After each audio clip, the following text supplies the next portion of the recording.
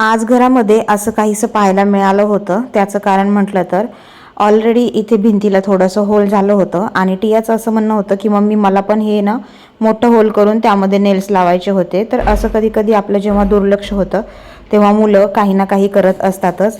तर चला असो, हे प्रत्येकाच्याच घरामध्ये होत असतं.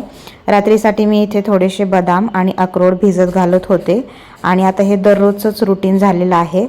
नवीन सुरुवातीला जेव्हा भिजत घालायला सुरुवात केली तेव्हा आठवड्यातून 1-2 वेळेस विसरून जायचं, पण आता रेग्युलर रुटीन झाले त्यामुळे आता व्यवस्थितपणे ते लक्षात ठेवूनच करावं लागतं आणि होतं सुद्धा.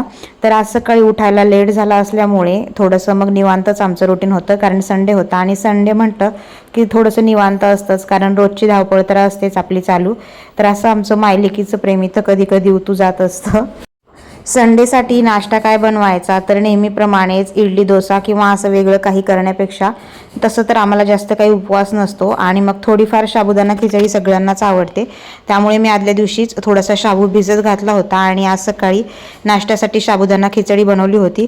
त्यानंतर थोडंसं काही सामान आणायचं होतं म्हणून बाहेर गेलो होतो आणि बऱ्यापैकी सामान खरेदी केली. तर काय काय खरेदी केली ते मी पुढच्या व्हिडिओमध्ये दाखवतेच, कारण खूप जास्त गर्दी होती त्यामुळे जास्त शूटही करता नाही आला. तर जे घरी काय आणले ते मी तुमच्यासोबत नक्कीच शेअर करेन. तर भेटूया पुढच्या मिनी व्लॉगमध्ये. तोपर्यंत बाय आणि सर्वांनी काळजी घ्या.